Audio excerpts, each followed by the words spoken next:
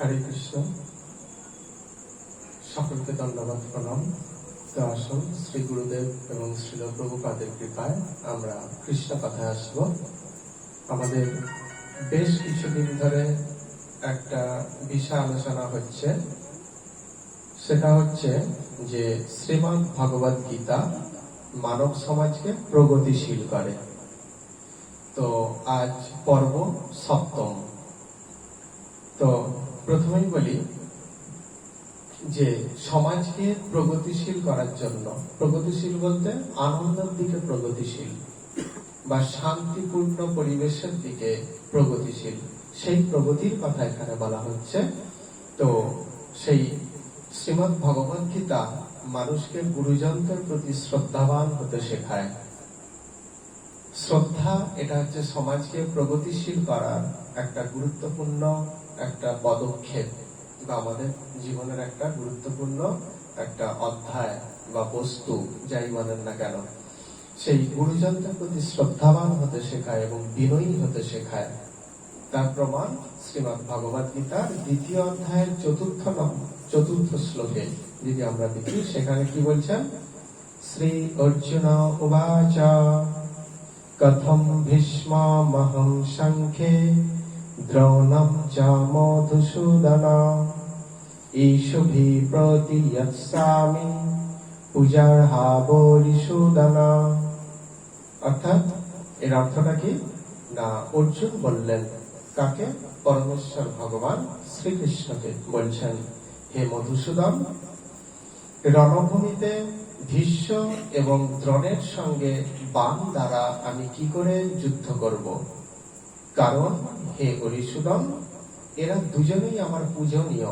কে বলছেন? অর্জুন শ্রীকৃষ্ণকে বলছেন। এই কথার মধ্য দিয়ে, অর্জুনের এই কথার মধ্য দিয়ে আমরা বুঝতে পারি যে অর্জুন কতটা গুরুজনদের প্রতি শ্রদ্ধাবান বা বিনয়ী, সেটা আমরা বুঝতে পারি। তাই অর্জুন যুদ্ধ আরম্ভ করেননি, আরম্ভ করেছেন কারা?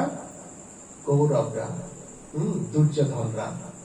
তাহলে যারা বিনয়ী নন তারাই সমাজের উৎপাত, আর যারা বিনয়ী ভক্তিমান তারা সমাজে কখনো উৎপাত হতে পারে না, তারাই শ্রেষ্ঠ ব্যক্তি। আমরা আলোচনা করব এই যে শ্রদ্ধা ও বিনয়, যে এই যে শ্রদ্ধা ও বিনয়ের কথা বলা হচ্ছে, এই শ্রদ্ধা ও বিনয় যে সমাজকে সুন্দর করে তুলতে পারে, তা যে কোনো সদ্বুদ্ধি সম্পন্ন ব্যক্তি সেটা এক বাক্যেই স্বীকার করে নিতে পারেন।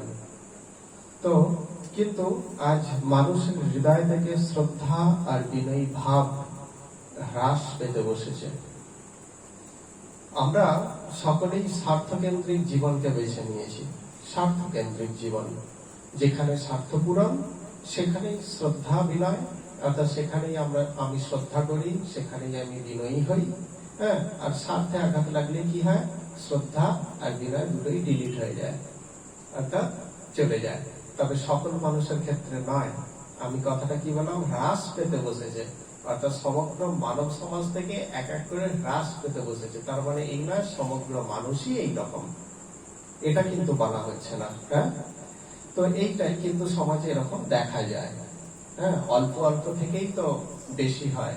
অর্থাৎ বনে যখন আগুন লাগে তখন তো একটা বৃক্ষে বা দুটো বৃক্ষেই আগুন লাগে, সেখান থেকে তো তবে তো সমগ্র বৃক্ষে সেটা সমগ্র অরণ্যে ছড়িয়ে পড়ে।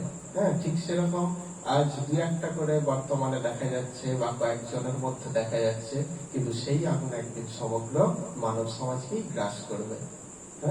সেটা এখানে বলা হচ্ছে। তবে এখনো পর্যন্ত সকলকে এই কথাটা বলা হচ্ছে না। তো আমরা যেহেতু স্বার্থকেন্দ্রিক জীবনযাপন করি, যেখানে স্বার্থ সেখানেই আমরা শ্রদ্ধা বিনয় দেখাই, আর যেখানে স্বার্থ পূরণ হয় না সেখানে আমরা শ্রদ্ধা বিনয় দেখাতে পারি না, অর্থাৎ শ্রদ্ধা বিনয় ভাব সেখান থেকে উদাহ হয়ে যায়। এগুলিকে কি সত্যিকারের শ্রদ্ধা বিনয় বলা যায় কি? আমরা বলতে পারি এগুলো সত্যিকারের শ্রদ্ধা বিনয় নয়। আজ বর্তমান সমাজে শ্রদ্ধা বিনয় হ্রাস পেতে বসেছে বলেই আমাদের সমাজে কত অনাচার, ভাই ভাইকে বঞ্চিত করছে। তারপরে আমরা প্রত্যেককেই বঞ্চিত করার জন্য উদ্গ্রীব হয়ে আছি। ছাত্র শিক্ষকের মুখের ওপর আঙুল তুলে কথা বলছে, এগুলো আমরা কি বর্তমান সমাজে দেখতে পাই না?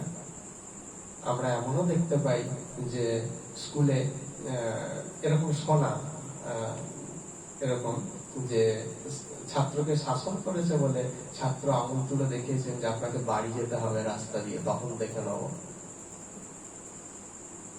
এইরকমও দৃষ্টান্ত বহু আছে। তাহলে এগুলো শ্রদ্ধা নয়, বিনয় নয়। তুমি ছোট ছেলে, তুমি স্কুলে ভর্তি হয়েছ, তুমি কিছু একটা অন্যায় করেছ, শিক্ষক মহাশয় তোমাকে এমনি শাসন করছেন না, তোমার মঙ্গলের জন্য বা ভালোর জন্যই করছেন। কিন্তু তবুও আমরা সেই শিক্ষকের মুখের ওপর আঙুল তুলে এটা বলতে ভুলি না যে স্যার আপনাকে দেখে নেবো, এখন আপনার আন্ডারে আছে, আপনি আমাকে যা ইচ্ছা করে নিন, কিন্তু আপনি যখন এখান থেকে বেরোবেন তখন আমার আন্ডারে চলে যাবেন, দেখে নেবো আপনাকে। তাহলে এগুলো কি?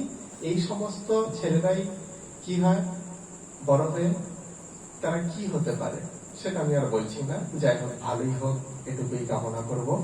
তো এইরকমও কিন্তু দেখা যাচ্ছে শ্রদ্ধা বিনয় নেই বলে। সেই আমার মনে পড়ে যে বর্ধমানে যখন আমরা ইউনিভার্সিটি যেতাম, তখন যেদিন অফিস টাইম তো আবার ইউনিভার্সিটি টাইম, তো প্রচুর পরিমাণে ভিড় হতো। হ্যাঁ, এমনকি আমরা একদিন ইউনিভার্সিটি যেতাম, বাসে একটা পা ঝুলছে আর একটা পা বাসের পা দানিতে রেখে যেতাম। যেদিন আরো ভিড় হতো, আমরা দুটো পাই আর রাখার জায়গা পেতাম না, তখন কি করলাম, তখন তো আর ঝুলে ঝুলে যেতে পারি না, তখন সেদিন বাধ্য হয়ে রিক্সা করতাম।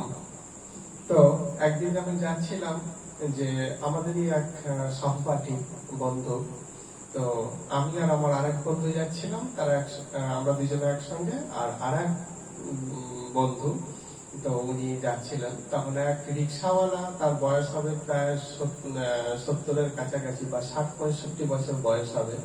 তো তাকে তখন ডেকে বলছে, এই রিক্সা যাবি, গোলাপবাগ যাবি? চিন্তা করুন, দুদিন পর লোকে আঙুল তুলে তাকে বলবে যে এমএ পাস ছেলে, এমএ পাস ছেলে, সে কত সুটবুট পরা, কত সুন্দর দর্শন তার। হ্যাঁ, তাই রিক্সাওয়ালা, যার খেটে খেটে শরীরের আর হাড় মাংস নেই, সার হতে বসেছে, তার মতো স্যুট নেই, বুট নেই, কোন রকম একটা ছেঁড়া লুঙ্গি বা কোঁকড়ানো বা কোচকানো লুঙ্গি পরে সে এখন রোজগার করতে বেরিয়েছে পেটের দায়ে। হ্যাঁ, সেই ব্যক্তির হয়তো তার মতো এমএ পাস নয় বলে তাকে কি বলছে, তুই। এটা আমার হৃদয়ে খুব ব্যথা লেগেছিল, কিন্তু প্রতিবাদ করার সময়ও থাকেনি, আর সেটা করতেও পারি না, সেটা আমার দুর্বলতা। যাই হোক, তো এটা আমার খুবই মনে পড়ে যে সেই কথাটা। তাহলে মানুষের হৃদয়ে আমরা শিক্ষিত হচ্ছি, অথচ আমাদের হৃদয়ে শ্রদ্ধা নেই, বিনয় নেই। হ্যাঁ, একটা এমএ পড়ে তার বয়স কত হতে পারে, একজন সেই রিক্সাওয়ালার 60-65 বছর বয়স, তাকে তুই তো কারি করতেও কুণ্ঠিত হচ্ছি না। তাহলে আমাদের শ্রদ্ধা বিনয় কোথায়? কিন্তু শ্রীমদ ভাগবত গীতা তা আমাদেরকে শেখায় না। আজ গীতার শিক্ষাগুলো আমরা গ্রহণ করি না বলেই আমরা শ্রদ্ধা বিনয় আমরা সব হারিয়ে ফেলেছি। হ্যাঁ, বা এইটাই যে শ্রীকৃষ্ণ যখন অর্জুনকে ধর্ম রক্ষার স্বার্থে যুদ্ধ করতে বলছিলেন, শ্রীকৃষ্ণ অর্জুনকে কি বলছেন? ধর্ম রক্ষার স্বার্থে তোমাকে যুদ্ধ করতেই হবে, বারংবার উদ্বুদ্ধ করছিলেন। তখন অর্জুন ভগবান শ্রীকৃষ্ণকে বললেন, হে মধুসূদন, হে হরিসূদন শ্রীকৃষ্ণ, আমি ভীরুতার বশবর্তী হয়ে যে যুদ্ধ করছি না, এটা ভাববেন না যে আমি ওদের দেখে ভয় পেয়ে গেছি। ওরা 100 ভাই এবং ওদের প্রচুর সেনা সামন্ত, সেই দেখে আমি ভয় পেয়ে গেছি, এই জন্য আমি যুদ্ধ করব না বলে ক্রন্দন করছি। হ্যাঁ, এটা কিন্তু ভাববে না। আমি যুদ্ধ করতে অনিচ্ছুক এই কারণেই যে আমি কিভাবে পিতামহ ভীষ্ম এবং আচার্য দ্রোণের প্রতি বাণ নিক্ষেপ করব, কিভাবে, এটা কি করে সম্ভব? কারণ তারা আমার পূজনীয়। দেখো, পূজনীয় যিনি পূজার যোগ্য, সেই কথা বলছেন। যুদ্ধের পূর্বে আমরা যদি পূর্বের কাহিনীও যাই, যে যুদ্ধের পূর্বে ধৃতরাষ্ট্রের পুত্ররা পাণ্ডবদের কত রকম ভাবে হেনস্থা করেছেন কিনা? করেছেন। হ্যাঁ, তো এই তাদের যে এই সকল কাজে ভীষ্ম, দ্রোণ আদি পূজনীয় ব্যক্তিরা কোনো প্রতিবাদ না করে একেবারে নীরব ছিলেন। যখন তাদের কত হেনস্থা করেছেন, তাদেরকে বনবাসে পাঠিয়েছেন, অজ্ঞাতবাসে পাঠিয়েছেন, তারও আগে যতুগৃহে অগ্নিসংযোগ করে তাদেরকে মেরে দিতে চেয়েছেন, ভীমকে বিষ প্রয়োগ করেছিলেন। হ্যাঁ, দুর্যোধনদের কাছে তারা নিবেদন করেছিলেন যে আমাদের অর্ধেক রাজ্যের দরকার নেই, 5 ভাই কোন রকমে খেয়ে মেখে বেঁচে থাকবো, তার জন্য 5টা গ্রাম দেয়া হোক, তাও তারা দিতে চায়নি। বিনা যুদ্ধে নাহি দেব সুচাগ্র মেদিনী। এই সমস্ত অন্যায়গুলো ভীষ্ম, দ্রোণ আদি আচার্যরা অর্থাৎ গুরুজনরা সব নীরবে সহ্য করছেন, কোনো প্রতিবাদ করেননি। আমরা হলে কি বলতাম? তাদের প্রতি শ্রদ্ধা থাকতো না। কিন্তু অর্জুন এত কিছু হওয়ার পরেও তিনি তাদের থেকে শ্রদ্ধা হারাননি। এটাই আশ্চর্যের বিষয়। হ্যাঁ, তো তিনি কখনোই শ্রদ্ধা হারাননি। এটাই হলো খাঁটি শ্রদ্ধালু বা বিনয়ী ব্যক্তির লক্ষণ। এটা আমাদের হচ্ছে সব ভেজাল দেয়া শ্রদ্ধা। যতক্ষণ কাজ বা স্বার্থ পূরণের আশা, ততক্ষণ শ্রদ্ধা দেখাই, তারপর সেইটা উধাও হয়ে যায়। কিন্তু ওইটা হচ্ছে নকল শ্রদ্ধা। আমাদের এইটা হচ্ছে নকল শ্রদ্ধা। কিন্তু অর্জুন যে পথ দেখিয়েছেন সেটা হচ্ছে প্রকৃতপক্ষে অরিজিনাল, বা এটাই হচ্ছে সত্যিকারের শ্রদ্ধা বা বিনয়ী ব্যক্তির লক্ষণ। এটাই বলছে। কিন্তু আমরা দেখো, আমরা যদি বাবার কাছ থেকে সামান্য মোবাইল চেয়ে যদি আমরা না পাই, কিংবা মায়ের কাছ থেকে বলো মা আজকে 500 টাকা দিতে হবে, মা যদি দিতে না পারে, তাহলে কি করি আমরা? তাদের প্রতি অশালীন আচরণ করতেও কুণ্ঠিত হই না। এমনকি এটাও শোনা যেতে পারে, খুব দুঃখের, এইসব ঘটনার পর তারা না পেয়ে তারা বাবা মায়ের শরীরে আঘাত পর্যন্ত করেছে, আমাকে মার্ডার পর্যন্ত করেছে। কোন ছেলেরা? একবার খোঁজ নিয়ে দেখুন তো তারা গীতা পড়েছে কিনা। এটা আমাদেরকে বাস্তবকে দেখে, সমাজকে দেখে শিখে নিতে হয়। হ্যাঁ, তাদের এই সকল কাজ করতেও তাদের হাত কাঁপে না। তাহলে তারা কতটা শ্রদ্ধা এবং বিনয়হীন ব্যক্তি। হ্যাঁ, কিন্তু অর্জুন সেটা নন। তাহলে দেখুন, গীতার শিক্ষা আর আধুনিক যে পুঁথিগত শিক্ষা, তার মধ্যে কতটা পার্থক্য। গীতার শিক্ষা আর আধুনিক পুঁথিগত শিক্ষার মধ্যে যে কতটা পার্থক্য, সেটা আমরা এখান থেকেই উপলব্ধি করতে পারি। আবার দেখুন, ভগবত ভক্ত অর্জুন বলছেন ভীষ্ম, দ্রোণ এরা আমার পূজনীয়। অর্জুন ভগবত ভক্ত বলেই, ভগবত ভক্ত বলতে সাজা ভক্তের কথা বলছে না। আমরা অনেক সময় মনে করি এই কণ্ঠী আর তিলক করতে পারলেই আমি সব থেকে বড় ধার্মিক হয়ে গেলাম, আর বাকিরা সব নিকৃষ্ট।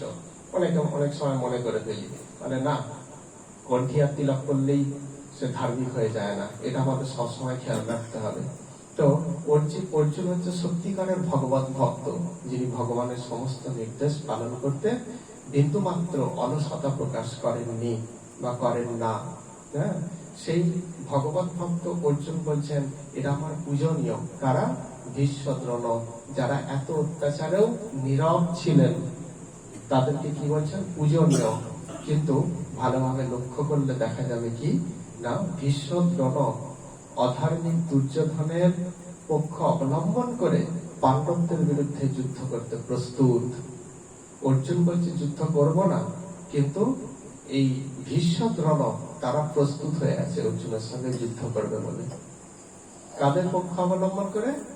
দুরাচারী, অনাচারী, অত্যাচারী দুর্যোধনদের পক্ষ অবলম্বন করে অর্জুনের বিরুদ্ধে বা পাণ্ডবদের বিরুদ্ধে যুদ্ধ করতে তারা প্রস্তুত। কই তাদেরকে তো বলতে শোনা গেল না যে আমরাই বা কি করে যুদ্ধ করব। তারা বলেছে, ভীষ্ম, দ্রোণ বলেছে যে আমরা কি করে যুদ্ধ করব হে দুর্যোধন। কারণ অর্জুন তথা পাণ্ডবরা তো আমাদের স্নেহের পাত্র। তাদেরকে বলতে শোনা গেছে। একজন ধার্মিক আর একজন অধার্মিক ব্যক্তির মধ্যে পার্থক্য এখানেই। অর্জুন ধার্মিক, কৃষ্ণের শরণাগত, তাই তার মুখ দিয়ে এটা বলা হচ্ছে, তিনি বলছেন যে আমি কি করে যুদ্ধ করব, তারা পূজনীয়। কিন্তু ভীষ্ম দ্রোণকে বলতে শোনা যায়নি যে আমরাই বা কি করে অর্জুনের বুকে তীর চালাবো, কারণ তারা তো পাণ্ডবরা তো আমাদের স্নেহের পাত্র। তারা কিন্তু বলতে শোনা যাচ্ছে না তাদেরকে। এখানেই বিচার করুন যে একজন ভগবত ভক্ত ব্যক্তির সঙ্গে অন্যান্য মানুষের তফাৎ কোথায়। আজ আমরা প্রায় প্রত্যেকেই ভগবানকে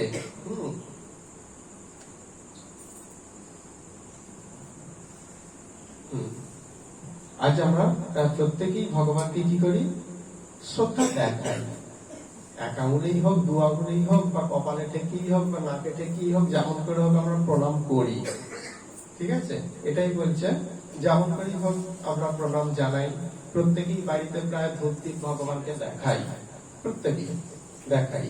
হ্যাঁ, সন্ধ্যার সময় প্রত্যেকের ঘরেই ধূপদীপ জ্বলে বা শঙ্খধ্বনিও শোনা যায়। প্রত্যেকের বাড়িতেই আমরা দেখি, অনেকের বাড়িতেই যে তারা মন্দিরে মন্দিরে কিছু দান করছেন বা মন্দিরে দীপ দেখাতে যাচ্ছে। হ্যাঁ, এইসব দেখা যায়। আর এগুলোকেই আমরা মনে করি যে এগুলোই বুঝি ধর্ম, আমরা মনে করি। কিন্তু এগুলোই কি সত্যি ধর্ম? আবার অনেকে আমরা কি মনে করছি যে মালাটা তিলকটা পড়তে পারলেই এটাই বুঝি ধর্ম। ধর্ম শরীরে হয় না, এই বাইরের শরীরে হয় না। ধর্ম হচ্ছে হৃদয় দিয়ে হয় সেটাও। তবে বাইরের শরীরে যে আমরা মালা তিলক করি, এটাও কিন্তু মহাপ্রভুরই নির্দেশ। এটা ইউনিফর্ম মাত্র, ইউনিফর্ম মাত্র। মীরাবাই বলেছিলেন যে যদি গলায় তুলসীর মালা পরলে যদি কৃষ্ণকে পাওয়া যায়, তো শুধুমাত্র তুলসীর মালা পরে যদি কৃষ্ণকে পাওয়া যায়, তাহলে আমি তুলসীর মালা পরতাম না, তুলসীর ঝাড় গলায় ঝুলিয়ে রাখতাম।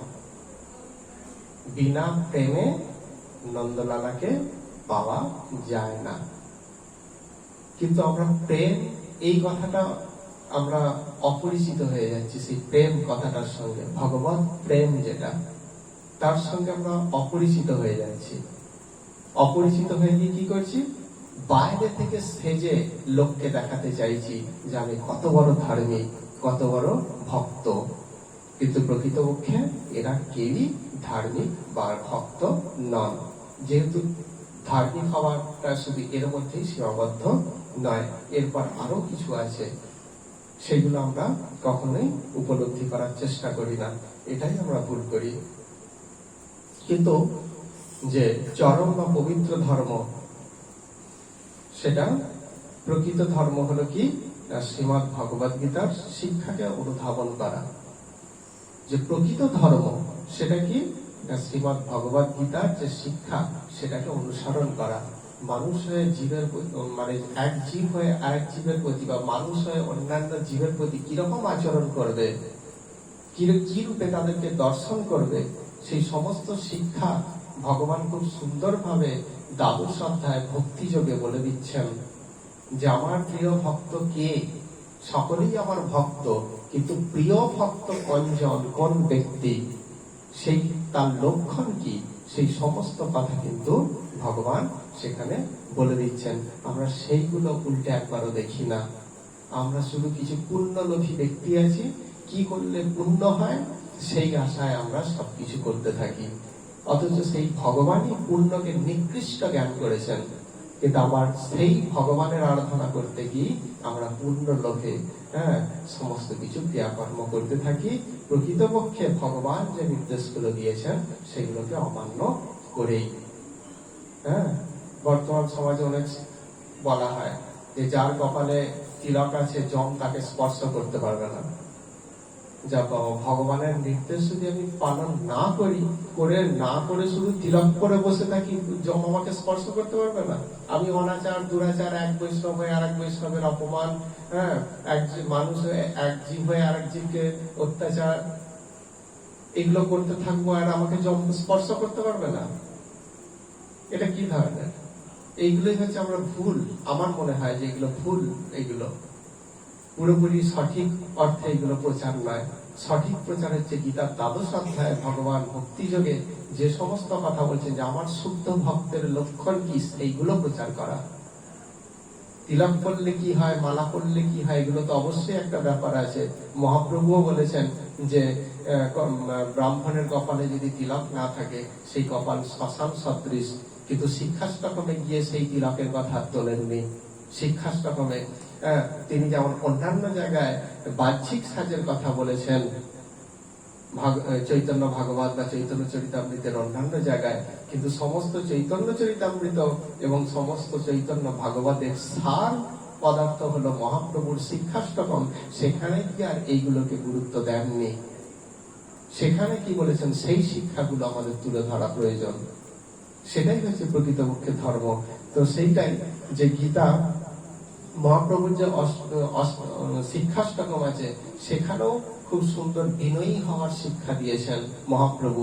আর গীতাতেও আমরা সেই বিনয়ী হওয়ার শিক্ষা লাভ করছি। এই বিনয়ী যদি না হতে পারি, কোথায় ভক্তের অভিমান আমরা করব? এক ব্যক্তি হয়ে যদি অপর ব্যক্তিকে কৃষ্ণ অধিষ্ঠান জ্ঞানে সম্মান দিতে না পারি, তাহলে সেখানে আর কি আমাদের ভক্তের অহংকার করার আছে? এটাই আমাদের ভাবতে হবে। শ্রীমদ্ ভগবদ গীতার এই যে শ্রদ্ধা আর বিনয়ের শিক্ষা প্রকৃত সমাজ গঠনে যে কতটা গুরুত্বপূর্ণ ভূমিকা পালন করতে পারে, সেটা আমরা এই শ্লোক থেকে অবশ্যই উপলব্ধি করতে পারি।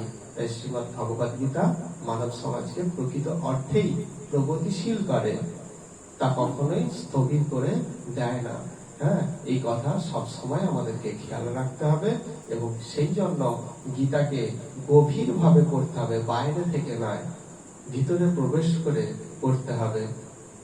অনেক সময় হয় যে একটা বাড়ি আছে, সেটা দেখতে সাধারণ, কিন্তু তার ভিতরে যদি আমরা প্রবেশ করি, দেখি অনেক কিছুই আছে, বাইরে থেকে সেটা দেখা যায় না। তাই বাইরে থেকে দেখে এই অর্জুন এই পাণ্ডব আর কৌরবদের যুদ্ধকে কেন্দ্র করে এই সব ঘটনা করছে, এটা হচ্ছে বাইরের জিনিস, বাইরের শিক্ষা। কিন্তু ভেতরের শিক্ষাটা গ্রহণ না করা পর্যন্ত আমরা কিন্তু কখনোই শ্রদ্ধালু বা বিনয়ী হতে পারি না। গীতা আমাদের সেই শিক্ষাই দেয় যে শ্রদ্ধালু হও, বিনয়ী হও। এই শ্রদ্ধা এবং বিনয় যুক্ত সমাজই হচ্ছে প্রকৃতপক্ষে আনন্দময় সমাজ। তাই শ্রীমদ্ ভগবদ গীতা আমাদের সমাজকে কি করে? প্রগতিশীলই করে। এটাই হচ্ছে কথা, বা এটাই হচ্ছে আজকের আমাদের আলোচ্য বিষয়। হরে কৃষ্ণ। সকলকে দণ্ডবত প্রণাম। বাঞ্ছা কল্পতরুভ্যশ্চ কৃপা সিন্ধুভ্যেব চ পতিতানাং পাবনেভ্যঃ বৈষ্ণবেভ্যঃ নমো নমঃ।